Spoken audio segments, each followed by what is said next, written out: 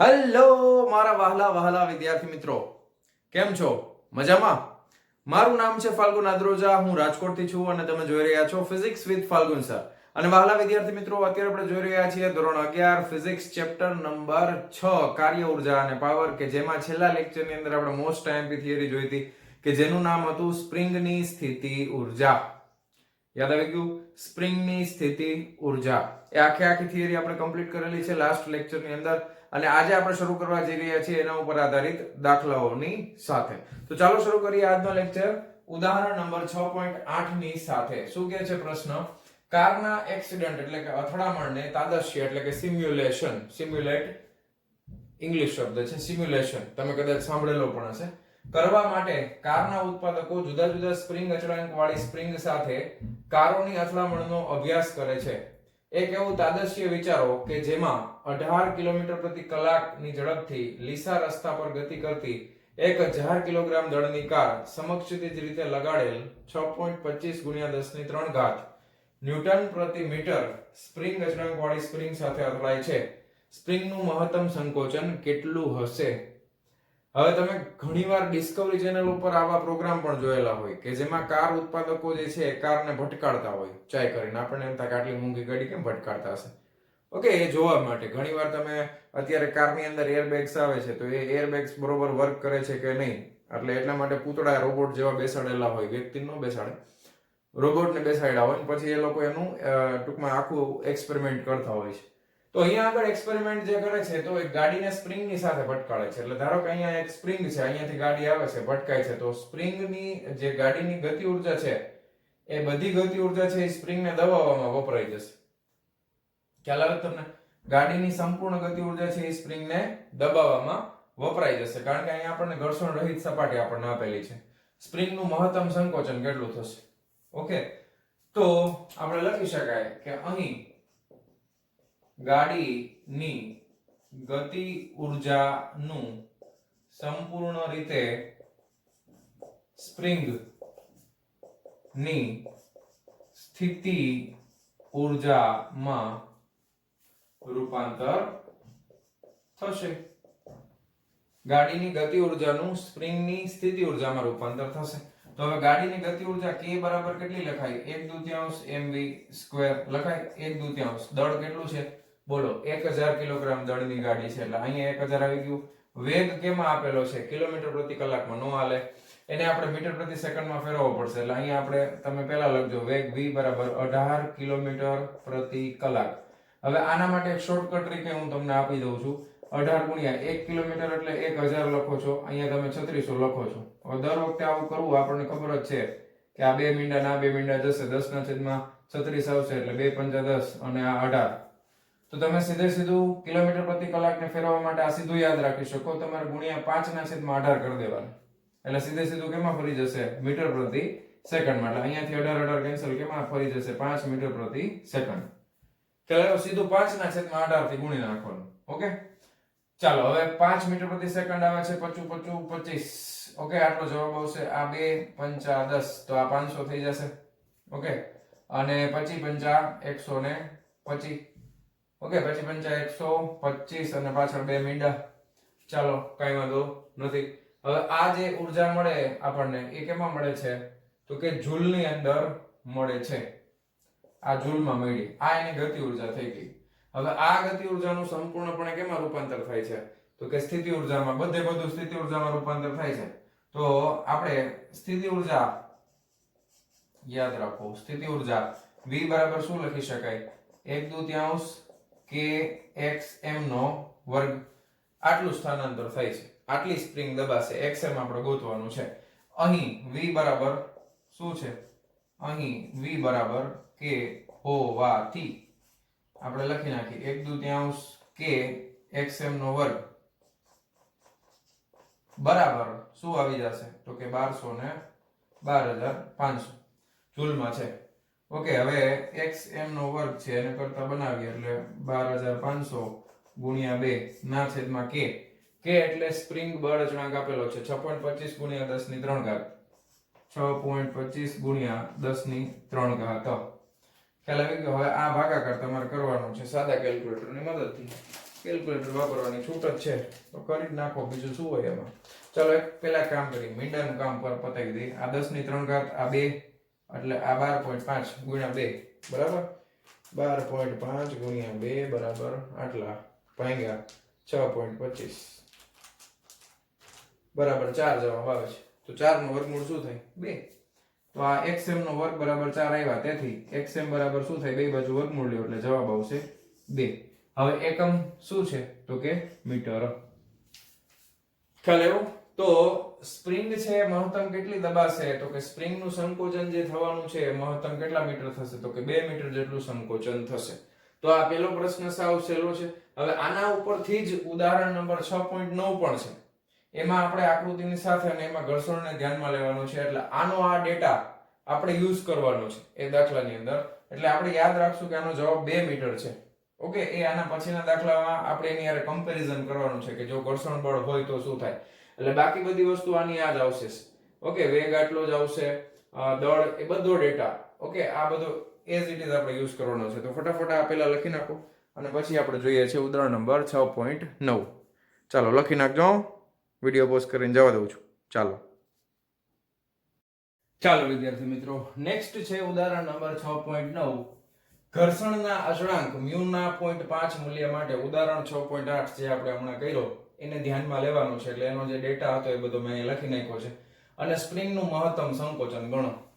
હવે તમને કન્ડિશન તો ખબર જ છે. હવે ધારો કે આ અહીંયા આગળ આ દિવાલની સાથે સ્પ્રિંગ ને જડી દીધી છે. અહીંયાથી ગાડી આવે છે, ગાડી સ્પ્રિંગ હારે ભટકાય છે, સ્પ્રિંગ દબાય છે. સ્પ્રિંગ દબાશે એટલે સંકોચનના લીધે સ્પ્રિંગ છે એ ગાડી ઉપર જમણી તરફ બળ લગાવશે, બરાબર. અને સ્પ્રિંગ દબાય છે પ્લસ ઘર્ષણ વાળી સપાટી છે, ગાડી આમ ગતિ કરે છે, તો ઘર્ષણ બળ કઈ બાજુ લાગશે તો કે ઘર્ષણ બળ હંમેશા ગતિની વિરુદ્ધ દિશામાં જમણી તરફ ઘર્ષણ બળ લાગશે અને સ્પ્રિંગ બળ છે પણ જમણી તરફ લાગશે. હવે બળો આપણે દર્શાવવા પડે. જમણી તરફ બળ લાગશે એટલે સ્પ્રિંગ બળ કેટલું થાય તો કે k * x જેટલું થાય.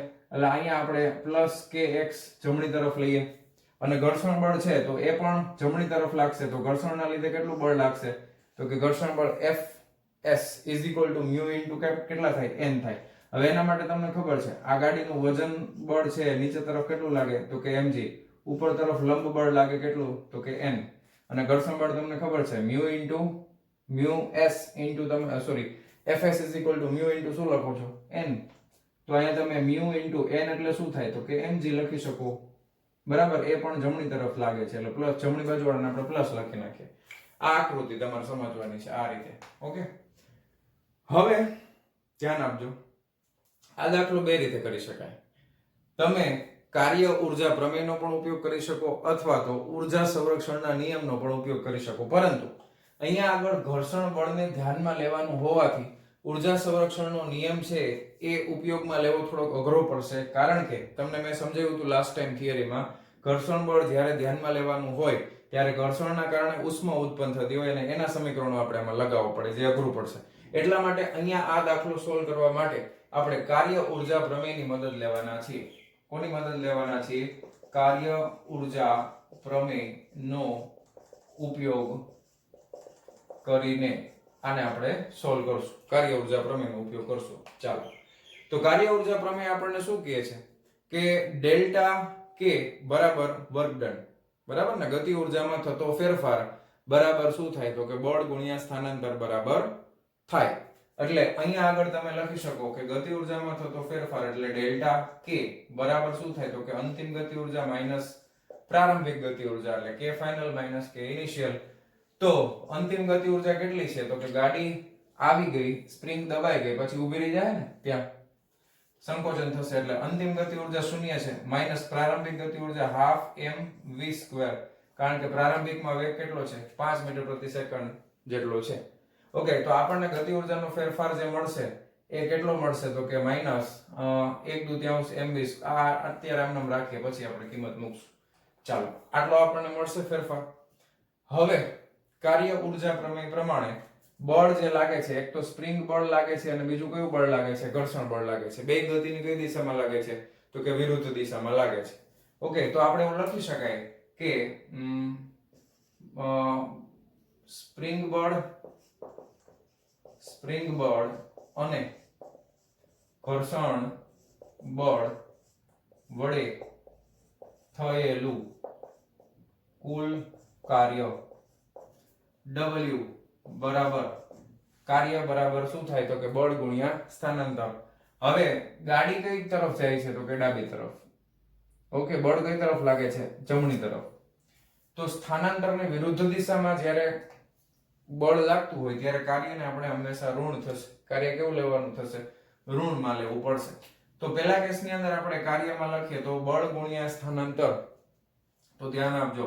તો અહીંયા આગળ સૌથી પહેલા kx છે એ બળ છે, સ્થાનાંતર છે એ તમને ખબર છે કાર્ય કેટલું થાય તો કે 1/2 kx m નો વર્ગ. મહત્તમ સ્થાનાંતર આપણે xm જેટલું ગણીએ. તો કાર્ય આપણને ઓલરેડી ખબર જ છે, સ્પ્રિંગ બળ વડે થયેલું કાર્ય. પણ આ કેવું આવે તો કે ઋણ આવશે, 1/2 kxm નો વર્ગ. બરાબર. પછી બીજું કાર્ય તો કે બીજું કાર્ય છે ઘર્ષણ બળ વડે થાય છે. ઘર્ષણ બળમાં F કેટલા છે તો કે μ mg છે. બળ ગુણ્યા સ્થાનાંતર. તો બળ ગુણ્યા સ્થાનાંતરમાં આપણે શું કરવું પડે તો કે μ mg. આ તો બળ છે, સ્થાનાંતર કેટલું થાય તો કે xm જેટલું. તો કાર્ય થઈ ગયું. ખ્યાલ આવ્યો? અહીંયા આગળ સીધે સીધું બળ ગુણ્યા સ્થાનાંતર kx ગુણ્યા x નો હાલે. તમને કીધું હતું ને ચલ બળ છે. ચલ બળ એટલે સંકલનનું સૂત્ર, અને આ આપણે આમથી સાબિત કરી ચૂક્યા છે એટલે એમાં કઈ બહુ મોટો પ્રશ્ન છે નહીં. તો હવે જો આ કાર્ય મળી ગયું અને આ ગતિ ઊર્જાનો ફેરફાર, બંને સમીકરણોને સરખાવવાના. તો આ સમીકરણ 1, આ સમીકરણ 2. તો સમીકરણ 1 અને સમીકરણ 2 ને સરખાવતા ચાલો સરખાવી કાઢીએ. તો સરખાવી નાખશું એટલે શું થઈ જશે? આ અહીંયા માઈનસ અહીંયા માઈનસ, તો બધું પ્લસ લખી નાખીએ ને. 1/2 mv સ્ક્વેર બરાબર 1/2 kxm નો square minus μ mg xm. Minus નહીં પ્લસ, માઈનસ તો ઉડાડ નાખે ને, અહીંયા માઈનસ અહીંયા માઈનસ અહીંયા માઈનસ. ડેલ્ટા k બરાબર ડેલ્ટા w. સરખાવતા એટલે બે સરખા થાય ને કાર્ય ઊર્જા પ્રમેય પ્રમાણે. કાર્ય બરાબર ગતિ ઊર્જાનો ફેરફાર. ઓકે, આવું કર્યું છે આપણે.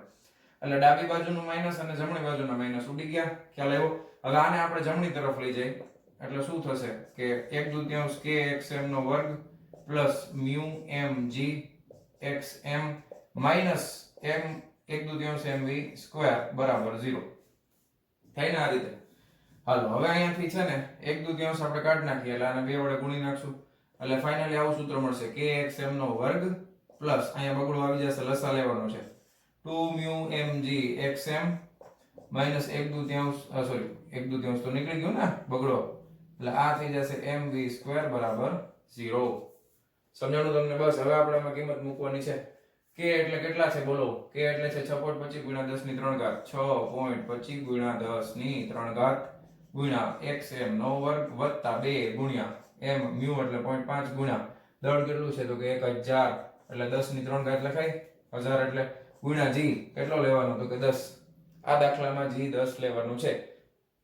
જનરલી કઈ ન આપે તો આપણે 9.8 મીટર પ્રતિ સેકન્ડ નો વર્ગ લઈએ છીએ, પણ આ દાખલા માટે 10 લેવાનું છે. એવું લાગે તો અહીંયા લખી નાખવાનું કૌંસમાં. ઓકે, ગુરુત્વ પ્રવેગ g 10 મીટર પ્રતિ સેકન્ડ સ્ક્વેર લેવાનો છે. એના ગુણાકારમાં xm માઈનસ દળ છે એટલે 1000 અને v સ્ક્વેર એટલે 5 નો વર્ગ થશે ને બરાબર 0. હાલો હવે આ બધા સમીકરણમાં સરવાળામાં અને બાદબાકીમાં બધામાં જો 10 ની 3 ઘાત કોમન છે જો, તો એ ત્રણેયમાંથી કાઢી નાખશું આપણે. હવે તમે જો આ 5×10 કરીએ એટલે આ તો 1 થઈ ગયું, 1 થઈ ગયું. હજી કઈ ઉડે છે તો કે જો હજી આનો 5 વડે ભાગ આલે, આનો 5 વડે આલે અને આનો 5 વડે આલે. આનો 5 વડે ભાગ આલાવો તો કેટલા થાય? 5 × 1 1 વિધા 5×2 10 2 વિધા 25 25 એટલે 1.25 થાય. પછી આ 5×2 10 થાય અને આમાં 5 નો વર્ગ છે એટલે 1 5 વધે ખાલી ઇક્વલ ટુ 0. તો ફાઇનલી આપણને આવું સમીકરણ મળશે 1.25 xm નો વર્ગ પ્લસ આ 2xm અને આ માઈનસ 5 ઇક્વલ ટુ 0. હવે આ દ્વિઘાત સમીકરણ છે એનો ઉકેલ મેળવવાનો છે. બરાબર છે? આ દ્વિઘાત સમીકરણનો ઉકેલ મેળવવાનો છે. આ દ્વિઘાત સમીકરણનો ઉકેલ મેળવવા માટે આ સમીકરણ આપણે કોની હારે સરખાવાય? ax² + bx + c બરાબર 0. તો અહીં આપણે એવું લખી શકાય કે અહીં આ દ્વિઘાત સમીકરણ માટે a બરાબર કેટલા થઈ જશે તો કે a બરાબર 1.25, પછી b બરાબર કેટલા થઈ જશે તો કે b બરાબર 2 અને c બરાબર કેટલા થઈ જશે તો કે c બરાબર -5. હવે આ સમીકરણનો ઉકેલ તમે પહેલા ભણી જ ગયા છો ઓલરેડી, મેં સમજાવેલું છે આગળ. તો દ્વિઘાત સમીકરણનો ઉકેલ એના માટે તમે લખી શકો કે એનો ઉકેલ આન્સર જે આવે એ -b પ્લસ ઓર માઇનસ વર્ગમૂળની અંદર ડેલ્ટા અપન 2a, કે જ્યાં ડેલ્ટા બરાબર શું છે b² - 4ac. યાદ છે ને આ ઉકેલ?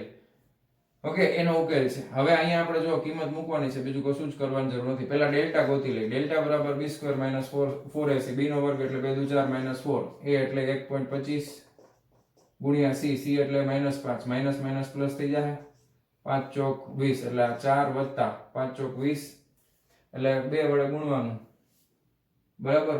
125 ગુણ્યા 2 કરવાનું એટલે 2 પોઈન્ટ કેટલા થઈ જાય 5, 25 દુ 50, બરાબર. ને 5 ચોક 20 થી આપણે ગુણ્યા હતા એટલે 25 આવશે. ખ્યાલ આવ્યો તમને? 5 ચોક 20, ઓકે, 12 દુ 24, અચ્છા 25 થઈ ગયા. રેડી, હાલો. તો 25 ને 4 29, તો ડેલ્ટા આવે છે 29. તો અહીંયા આગળ તમે કિંમત મૂકી દેશો એટલે -2 પ્લસ ઓર માઇનસ રૂટમાં ડેલ્ટા એટલે કેટલા છે તો કે 29 ના છેદમાં 2, a એટલે કેટલા છે તો કે 1.25. હવે આનો ઉકેલ મેળવવાનો છે, ફટાફટ કરીએ. ચાલો, પહેલા તો આપણે શું કરી નાખી તો કે વર્ગમૂળમાં 29 છે એ પહેલા ગોતી લઈ, એટલે એ 5.38 આવે. કેટલા આવે છે 5.38, એટલે -2 પ્લસ ઓર માઇનસ 5.38, એટલે આ થઈ ગયા. અને ભાગાકારમાં છેદમાં 1.25 ગુણ્યા 2, બરાબર. એ તો એમ નામ થઈ જાય જો કે, પણ કઈ રહી છતાંય કરી નાખ્યું એટલે 2.5. ખ્યાલ આવ્યો? તો આ 2.5 આવ્યા. હવે આ જો માઇનસ આવે તો એ તો પોસિબલ નથી, તેથી એક જવાબ છે એ માઇનસમાં આવશે. માઇનસ શક્ય નથી એટલે આપણે અહીંયા વચમાં શું લેવું પડે? પ્લસ જ લેવું પડે. એટલે -2 પ્લસ 5.38 ભાગ્યા 2.5 કરવાનું. ઓકે, એટલે જો ધ્યાન આપજો, 5.38 માઇનસ આપણે કરી નાખશું 2, બરાબર થઈ ગયા 3.38 ભાગ્યા આપણે કરશું 2.5, બરાબર કેટલા થયા 1.352, બરાબર 1.352 મીટર. તો જો આ સ્થાનાંતર છે આગળના જવાબ કરતા ઓછું આવ્યું. આગળના દાખલામાં જવાબ આપણને કેટલો આવ્યો હતો? મહત્તમ સ્થાનાંતરનો 2 મીટર હતો. ઘર્ષણ બળ લાગે એટલે સ્થાનાંતર ઓછું થાય ને. ઘર્ષણ બળ છે એ ગતિનો વિરોધ કરે છે એટલે સ્પ્રિંગનું સંકોચન છે એ ઓછું થશે. કેટલું સંકોચન થશે તો કે 1.35 મીટર જેટલું સંકોચન થશે. ખ્યાલ આવ્યો તમને? 1.35 મીટર જેટલું સંકોચન થશે સ્પ્રિંગનું. ખ્યાલ આવી ગયો? ઓકે, હા.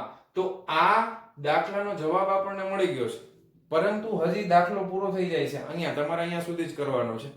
હવે તમને એક બીજી વસ્તુ સમજાવેલી છે દાખલામાં, કે ઉર્જાનું સંરક્ષણ તમને સમજાવ્યું છે. ઉર્જાનું સંરક્ષણ કેવી રીતે થાય, તો એ પહેલા એક કામ કરો, બોર્ડમાં જગ્યા ઓછી છે, હું તમને સમજાવું, પણ પહેલા આટલી વસ્તુ લખી નાખો અને પછી હું તમને સમજાવું છું. વિડીયો પોઝ કરીને લખી નાખો. ચાલો, જવા દઉં છું.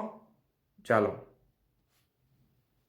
મિત્રો, તો હવે આ દાખલાની અંદર તમને હજી એક બીજી વસ્તુ સમજાવેલી છે કે અહીંયા આપણે જે યાંત્રિક ઉર્જાનું સંરક્ષણ લઈએ છીએ એમાં બે પ્રકારના બળો લાગે છે.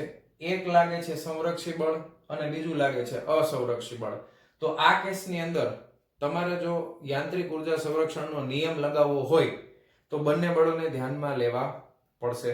ઓકે, તો બે પ્રકારના બળો છે, એને ઇંગ્લિશમાં એકને તમે લખો FC. હવે ઇંગ્લિશમાં આને છે ને C4 કન્ઝર્વેટિવ થાય. કન્ઝર્વેટિવ એટલે સંરક્ષી બળ. આ કયું બળ છે તો કે આ છે સંરક્ષી બળ દર્શાવે છે. અને આ FNC નોન કન્ઝર્વેટિવ ફોર્સ ઇંગ્લિશમાં, એને અસંરક્ષી બળો કહેવાય. કેવા કહેવાય? અસંરક્ષી બળો. બરાબર છે. અસંરક્ષી બળ છે એમાં કયું બળ આવે તો કે ઘર્ષણ બળ આવે. બરાબર ને? સંરક્ષી બળમાં કયા કયા બળ આવશે તો કે એમાં બધા આપણે જનરલી ગણી, ગુરુત્વાકર્ષણ બળ છે, પછી ચુંબકીય બળ છે અને વિદ્યુત બળ છે. એ બધા સંરક્ષી બળોમાં આવશે. અસંરક્ષી બળ આ બે રીતના બળો છે. હવે અહીંયા તમારે જ્યારે સમીકરણ વાપરવું છે, બરાબર, તો તમે કાર્ય ઉર્જા પ્રમેયના સમીકરણમાં તમને ખબર છે કે બળ ગુણ્યા સ્થાનાંતર બરાબર કાર્ય થાય. તો અહીંયા જ્યારે મારે સમીકરણ લખવું હોય ને ત્યારે બંને બળોનો સરવાળો કરવો પડે. Conservative force plus non conservative force, બરાબર, બળ ગુણ્યા સ્થાનાંતર એટલે ડેલ્ટા x. તો બળ ગુણ્યા સ્થાનાંતર બરાબર શું થાય તો કે એના બરાબર થશે કાર્ય, એટલે થઈ જશે W. ખ્યાલ આવ્યો તમને?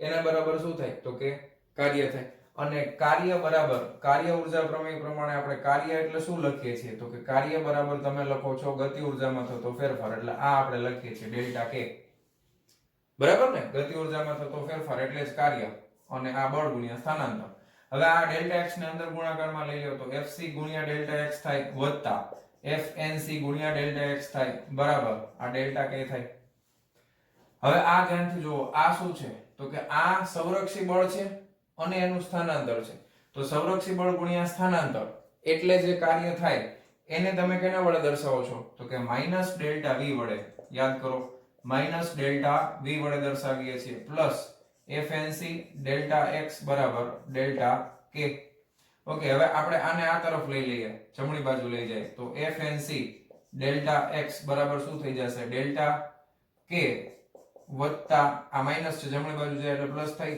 એટલે v લખી નાખી ખ્યાલ આવ્યો બરાબર હવે ગતિ ઉર્જા વત્તા સ્થિતિ ઉર્જા એટલે તો આપણે એને યાંત્રિક ઉર્જા કહી છે એને આપણે શું કહી છે તો કે યાંત્રિક ઉર્જા એટલે આ ડેલ્ટા શું થઈ ગયું e યાંત્રિક ઉર્જા બરાબર તેથી શું થઈ ગયું fnc ડેલ્ટા x બરાબર અને આ છે યાંત્રિક ઉર્જાનો ફેરફાર એટલે અંતિમ યાંત્રિક ઉર્જા માઈનસ પ્રારંભિક યાંત્રિક ઉર્જા આવી રીતે પણ લખી શકાય ખ્યાલ આવ્યો અને આ છે બળ ગુણ્યા સ્થાનાંતર એટલે આ બળ કેવું છે નોન કન્ઝર્વેટિવ એટલે કે અસંરક્ષી બળ છે અને સ્થાનાંતર છે તો કાર્ય પણ કેવું હોય અસંરક્ષી બળ દ્વારા થયેલું કાર્ય બરાબર શું આવશે ef ei યાંત્રિક ઉર્જામાં થતો ફેરફાર આ તમને સૂત્ર સાબિત કરીને આપ્યું છે આ સૂત્ર હવે આ તમને શું દર્શાવે ખબર છે આ અસંરક્ષી બળ દ્વારા થયેલું કાર્ય છે કે જે માર્ગ ઉપર આધારિત છે બરાબર અસંરક્ષી બળો દ્વારા જે કાર્ય થતું હોય એ કોના ઉપર આધારિત હોય માર્ગ ઉપર આધારિત હોય અને એમાં ઘર્ષણને ધ્યાનમાં લેવું પડે આ કાર્ય માટે કોને ધ્યાનમાં લેવું પડે ઘર્ષણ બળને ધ્યાનમાં લેવું પડે તો આ રીતે તમે આને સમજી શકો છો બળ ગુણ્યા સ્થાનાંતર બરાબર કાર્ય ઉર્જા પ્રમેય પ્રમાણે ડેલ્ટા કે ઓકે સોરી પછી આ બેનો ગુણાકાર કરવો સિમ્પલ પછી આ સંરક્ષી બળ છે એટલે માઈનસ ડેલ્ટા v લખાય જમણી બાજુ જશે એટલે પ્લસ થઈ જશે આ શું છે શું દર્શાવે છે તો કે સ્થિતિ ઉર્જા દર્શાવે છે ને સંરક્ષી બળમાં આ શું દર્શાવે સ્થિતિ ઉર્જા હંમેશા ઋણ હોય ઓકે અને આ સામે લઈ જાવ એટલે પ્લસ થાય આ રીતે તમે સાબિત કરી શકો છો ઓકે હવે આપણે એક પ્રેક્ટિસ માટેનો સ્પ્રિંગનો દાખલો જોશું તો આટલી વસ્તુ લખી નાખો વિડિયો પોઝ કરીને અને હવે આપણે એક હજી એક એક્ઝામ્પલ જોઈએ છીએ પ્રેક્ટિસ માટે ચાલો જવા દઉં છું હા ચાલો વિદ્યાર્થી મિત્રો એક દાખલો કરીએ શું કહે છે 1 કિલોગ્રામ દળનો એક બ્લોક આ છે દેખાય તમને આકૃતિમાં 20 સેન્ટીમીટર જેટલી ઊંચાઈથી સ્પ્રિંગ પર મુક્ત પતન કરે છે એટલે અહીંયા એનો પ્રારંભિક કામ ખાલી મૂકી દીધું બરાબર જો સ્પ્રિંગનું બળ અચળાંક 600 ન્યૂટન પ્રતિ મીટર હોય તો સ્પ્રિંગ કેટલી દબાશે g બરાબર 10 મીટર પ્રતિ સેકન્ડ સ્ક્વેર એટલે લેવાનું છે હવે છે ને આમાં એક વસ્તુ ધ્યાન આપજો ખાસ આ અત્યારે સ્પ્રિંગની આ જે કન્ડિશન છે ને અહીંયા સ્પ્રિંગ ઊભી છે પહેલી વસ્તુ એ સ્પ્રિંગ આ રીતે ઊભી છે જ્યારે આ બ્લોક નીચે પડશે ને એટલે સ્પ્રિંગ છે એ દબાશે એટલે બ્લોકનું સ્થાનાંતર ખરેખર અહીંયા સુધી નહીં થાય સ્પ્રિંગ દબાશે એટલે તમને હું ફાઇનલ કન્ડિશન કહું તો એ દબાતા ધારો કે આ જે છે એ થોડુંક નીચે આવી ગયું ધારો કે આ જગ્યા ઉપર આવી જાય ખ્યાલ આવ્યો તમને અને સ્પ્રિંગ છે એ દબાઈ ગઈ હોય એટલે તમારે સ્થાનાંતર ધારો કે આ 20 સેન્ટીમીટર અહીંયા સુધીનું અંતર છે તો ન્યાથી તમારે શું કરવાનું ધ્યાન આપજો ખાસ આ અંતર છે અને આપણે ધારો કે x માની લઈએ ઓકે એટલે આ ઉપરનું અંતર તમારે પ્રારંભિક સ્થાન તો અહીંયા જ હતું એટલે આ તો 20 મીટર જ રહેશે આ બ્લોક નીચે પડ્યા પછીની વાત છે આના ઉપર હવે બ્લોક આવી ગયો છે ધ્યાન આપજો આ રીતે તો હવે તમારી પાસે આ દળ m છે એનું સ્થાનાંતર તમે જો કે અધો દિશામાં કેટલું થાય તો કે 20 x જેટલું થાય ખ્યાલ આવ્યો સ્પ્રિંગનું આ બ્લોકનું સ્થાનાંતર અધો દિશામાં 20 x જેટલું થશે કારણ કે સ્પ્રિંગ અત્યારે આપણે માની લઈએ કે x જેટલી દબાઈ છે સ્પ્રિંગ કેટલી દબાઈ છે x મીટર જેટલી દબાઈ છે હવે આ સેન્ટીમીટરમાં આપ્યું સોરી 20 સેન્ટીમીટર ઓકે આ રીતે પેલા કન્સેપ્ટ સમજાઈ ગયો આટલો ઓકે હવે ધ્યાન આપજો તો કે અહીંયા આગળ સ્થિતિ ઉર્જા જેટલી પણ હશે આ બ્લોકની દબાઈ છે અહીંયા સુધી આવે છે જો તો આ બધી સ્થિતિ ઉર્જાનું રૂપાંતર કેમાં થાય તો કે જે બ્લોકની સ્થિતિ ઉર્જા છે એ એનું રૂપાંતર સ્પ્રિંગ દબાશે એટલે સ્પ્રિંગની સ્થિતિ ઉર્જામાં થશે કેમાં થશે સ્પ્રિંગની સ્થિતિ ઉર્જામાં ઓકે તો આપણે ધારી લઈએ કે ધારો કે સ્પ્રિંગ x મીટર, ધારો કે સ્પ્રિંગ x મીટર જેટલી દબાઈ અથવા તો દબાણ અનુભવે છે. ઓકે, તેથી બ્લોક ની પ્રારંભિક સ્થિતિ ઊર્જા બરાબર mgh પ્લસ x. h એટલે આ 20 સેન્ટીમીટર છે. ઓકે, ખ્યાલ આવ્યો? તો અહીં આપણે h બરાબર 20 સેન્ટીમીટર બરાબર 20 ગુણ્યા 1 મીટર બરાબર 100 એટલે 10 ની માઈનસ 2 ઘાત મીટર થાય, એટલે 0.2 મીટર લખવાનું. ખ્યાલ આવ્યો? રેડી. હા, હવે આ બધી ઊર્જા છે એનું રૂપાંતર કેમાં થશે? તો કે સ્પ્રિંગ ની સ્થિતિ ઊર્જામાં રૂપાંતર થશે. ઓકે, હવે બ્લોક તો આવી ગયું. સ્પ્રિંગ ની સ્થિતિ ઊર્જા બરાબર તમે કેટલો લખશો? 1/2 kx નો વર્ગ. આમાં રૂપાંતર પામશે ને, 1/2 kx ના વર્ગમાં રૂપાંતર પામશે. mgh plus x is equal to 1/2 kx નો સ્ક્વેર. ખ્યાલ આવ્યો? ઓકે, હવે આ બેને સમીકરણને સરખાવવાના છે, કારણ કે આ બંને કેવા થશે? સરખા. આની જેટલી સ્થિતિ ઊર્જા છે સંપૂર્ણ રૂપાંતર એ આ દબાઈ જશે એટલે સ્પ્રિંગની સ્થિતિ ઊર્જામાં રૂપાંતર થાય છે. હવે અહીંયા ઘર્ષણ કે એવું કંઈ આપેલું નથી એટલે એને કંઈ ધ્યાનમાં લેવાનું હોય નહીં. તો આને આપણે આપી દઈએ સમીકરણ નંબર 1, આને આપણે આપી દઈએ સમીકરણ નંબર 2. તો સમીકરણ 1 અને 2 ને સરખાવતા, ચાલો સરખાવી નાખીએ ભાઈ. mgh plus x equal to 1/2 kx નો વર્ગ. ઓકે, m કેટલા છે ભાઈ? 1 કિલોગ્રામ, એટલે 1 ગુણ્યા જે આપણને કાઉન્સમાં આપ્યું છે 10 લેવાનું છે, આ 0.2 લેવાનું છે, h બરાબર 0.2 પ્લસ x તો ગોતવાનું છે બરાબર 1/2 k કેટલા લેવાના છે ભાઈ? 600. ઓકે, અને આ x નો વર્ગ આ તો ગોતવાનું છે. 2 તેરી 6 એટલે આ 300 થઈ ગયા. ચાલો ધ્યાન આપજો, 10 વડે ગુણાકાર કરશો ડાબી બાજુ એટલે આ 1 તો એમનો હોય, 10 વડે ગુણાકાર કરીએ એટલે આ 2 થઈ ગયું, વત્તા 10x થઈ ગયું બરાબર આ 300x નો વર્ગ થઈ ગયો. લ્યો, સરસ આવી ગયું. દ્વિઘાત સમીકરણ મળી ગયું. જો આવું કંઈક સરસ મજાનું. એટલે આ 300x નો વર્ગ આને જમણી બાજુ એટલે -10x - 2 ઇક્વલ ટુ 0. હજી 2 વડે ભાગ આલે છે જો આખા સમીકરણનો, એટલે આ 150 થઈ જાય. -2 × 5 = 10 એટલે 5x - 1 ઇક્વલ ટુ 0. હવે આનો ઉકેલ મેળવવાનો છે. આને પાછું કોની હારે સરખાવવાનું? x² + bx + c સાથે સરખાવતા.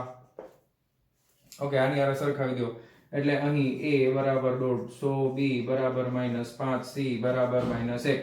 આનો ઉકેલ તમને ખબર છે, દ્વિઘાત સમીકરણનો ઉકેલ બરાબર શું લખાય? -b ± √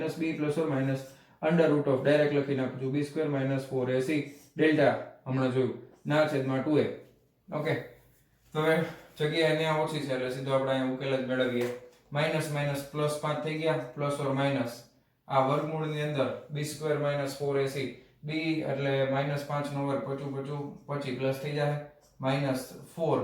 a એટલે કેટલા છે? તો કે 150, અને c એટલે કેટલા છે? -1 એટલે આ પ્લસ થઈ ગયું. ઓકે, ના છેદમાં 2a, 2 × a 15 × 2 = 30 એટલે આ થઈ જશે 300. તો આ ધ્યાન આપજો, આ 5 પ્લસ ઓર માઇનસ આ વર્ગમૂળમાં કેટલા આવે છે? આનો જવાબ આપણે લઈ લઈએ કેલ્ક્યુલેટર થી. ધ્યાન આપો, 150 × 4 એટલે 600 થઈ ગયા, વત્તા 25 બરાબર, એનું કાઢી નાખીએ વર્ગમૂળ એટલે આ 25 આવ્યા. તો આનો જવાબ સીધો આવશે 25. કેટલો આવે છે? તો કે 25. ના છેદમાં કેટલા આવે છે? તો કે 300 બરાબર. હવે ધ્યાન આપજો ખાસ, આનો જવાબ છે ને સાદી રીતે આપણે નથી લખતા બરાબર. અહીંયા +5 વત્તા 25 કરો એટલે 30 ભાગ્યા 300 એટલે જવાબ તમારે ખરેખર તમારે જવાબ મેળવવો ને તો આપણે આ રીતે કરીએ ને કે માઇનસ તો શક્ય નથી કે એવું વિચારીએ બરાબર, અને પછી શું કરીએ? 5 વત્તા 25 કરીએ એટલે આનો જવાબ આપણે આવી રીતે લખીએ 30/300 એટલે 1 મીંડું ગયું, 3 દાણ 30 બરાબર, એટલે 1/10 આ મીટરમાં છે. એટલે એવું તમને તો આ મીટરમાં તમને ઉકેલ મળશે x નો. તો આ 1 મીટર બરાબર 100 સેન્ટીમીટર થાય એટલે 10 સેન્ટીમીટર જવાબ આવે. કેટલો આવે? 10 સેન્ટીમીટર જવાબ આવે. પણ એવી રીતે કરવાનું નથી, આમાં કંઈક અલગ રીતે કરશું આપણે. 5 ભાગ્યા 300 કરીએ. ખ્યાલ આવે છે? 5 ભાગ્યા 300 આપણે કરશું. ધ્યાન આપજો. તો એ થઈ જશે 0.016. ઓકે, આ 0.016 પછી છગડા આવ્યા જ કરે, બરાબર. પછી પ્લસ ઓર માઇનસ 25 ભાગ્યા 300 કરો તો એ થઈ જશે 0.0.0833 પછી આ ત્રગડા આયલા જ કરે. ઓકે, આ રીતે છે. આ તમને આ જવાબ શું દર્શાવે છે ખબર છે? આ જે પહેલો જવાબ છે ને, આ ધ્યાનથી સમજો. આ જે પહેલો જવાબ આવ્યો ને, આ સ્પ્રિંગનું મધ્યમાન સ્થાન છે. કારણ કે તમે કોઈ પણ સ્પ્રિંગને કોઈ પથ્થર દબાવો ને એટલે શું થાય? સ્પ્રિંગમાં સ્થિતિ ઊર્જા સ્વરૂપે સંગ્રહ થાય, પછી એ સ્થિતિ ઊર્જા મુક્ત છે ઓલો પદાર્થ, એટલે એ પાછું ઉપર જશે. એટલે સ્પ્રિંગ છે ને એ આમથી આમ દોલનો કર્યા કરે. શું કરે? સ્પ્રિંગ દોલનો શરૂ કરે. તો આ દોલનો શરૂ કરે તો આ એ દોલનની શું છે? તો કે મધ્યમાન સ્થિતિ છે. પછી આ દોલનો કરતી હોય, ધારો કે આ સ્પ્રિંગ છે, અહીંયાથી દોલનો, આ એની મીન પોઝિશન છે એટલે મધ્યમાન સ્થાન છે. ઓકે, પછી મહત્તમ નીચે છે એ અહીંયા સુધી જાય છે અને ઉપર છે એ અહીંયા સુધી જાય છે. ખ્યાલ આવ્યો? આ ઉપર સુધીનું જાય છે, આ મધ્યમાન સ્થાન છે. ઓકે, તો હવે અહીંયાથી ઈ આમ જશે, પછી અહીંયાથી પાછી ઉપર જશે, એટલે એક વખત માઈનસ આવે, સ્થાનમાં માઈનસ કરવું પડે કારણ કે આ મીન થી નીચે જાય છે તો માઈનસ, ઉપર જાય છે તો પ્લસ. ખ્યાલ આવ્યો તમને? તો એ રીતે દોલનો એના પોતાના શરૂ કરશે. સ્પ્રિંગ શું કરશે? આ રીતે દોલનો શરૂ કરશે. આ એનું મધ્યમાન સ્થાન છે અને આટલા નીચે અને આટલા ઉપર એના દોલનો શરૂ થશે. પણ તમારે આ ન લખવું હોય તો તમારો જવાબ શું આવે? 10 સેન્ટીમીટર આવે. ઓકે, તો x ની કિંમત કેટલી આવશે? 10 સેન્ટીમીટર જેટલી દબાશે. ખ્યાલ આવી ગયો તમને? તમારો જવાબ આવશે સ્પ્રિંગ છે એ 10 સેન્ટીમીટર જેટલી દબાશે. રેડી? તો બહુ સરસ દાખલો છે, વ્યવસ્થિત છે, મજા આવે એવો. લખી નાખજો વિડીયો પોઝ કરીને. ચાલો જવા દઉં છું. ચાલો. તો મારા વહાલા વિદ્યાર્થી મિત્રો, આજનો આ લેક્ચર આપણે અહીંયા જ પૂરો કરીએ છીએ કારણ કે આના પછી જે થિયરી છે એ થોડીક લાંબી છે. તો કટકામાં કરવું એના કરતાં નેક્સ્ટ લેક્ચરમાં આપણે એ થિયરી સ્ટાર્ટ કરશું. એક બીજી વસ્તુ તમને કહી દઉં, આ દાખલાની અંદર આ ભાગ જે છે એ ખરેખર આ દોલનો દર્શાવે છે. આ બે જે છે ને એ ખરેખર શું દર્શાવે છે? તો કે દોલનો દર્શાવે છે. આ મધ્યમાન સ્થાન છે, મેં તમને કીધું એ પ્રમાણે. પછી અહીંયાથી આ આટલો જે થાય છે અને આ અંતર છે, આ બંને છે એને કંપ વિસ્તાર કહેવામાં આવે છે. શું કહેવાય? કંપ વિસ્તાર. આ ખાલી નોંધ કરી લેજો, બહુ આગળ બહુ કામમાં આવશે. એટલે અહીંયા આગળ આ દોલનનો કંપ વિસ્તાર કેટલો છે? તો કે આટલો. તો આ જે છે ને એ કંપ વિસ્તાર છે. એક વખત ઉપર જશે, એક વખત નીચે આવશે. તો એકમાં ઉપરનો તમે ધારો કે પોઝિટિવ લ્યો છો તો નીચેનો છે એ નેગેટિવ આવશે. તો આને કંપ વિસ્તાર કહેવાય. આ એક દોલનો છે, દોલનોનો પ્રકાર. ઓકે, તો આજનો લેક્ચર અહીંયા આપણે પૂરો કરીએ છીએ. મળીએ છીએ નેક્સ્ટ વિડિયો લેક્ચરમાં આના પછીના ટોપિકની સાથે. ત્યાં સુધી આવજો.